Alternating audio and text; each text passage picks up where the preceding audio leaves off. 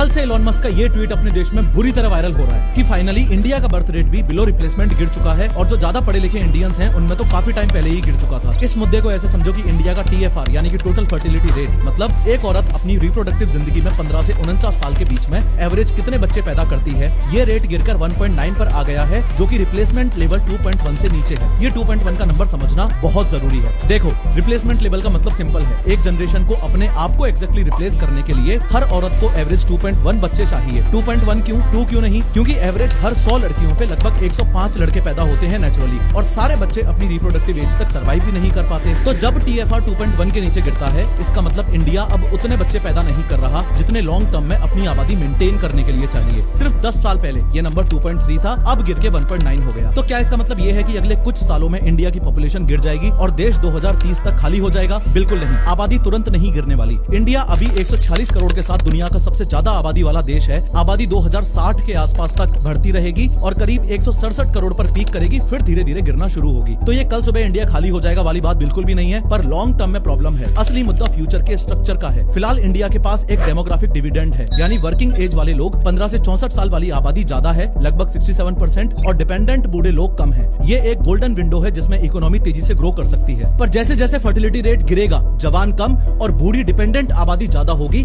वैसे वैसे देश पे बोझ पड़ेगा।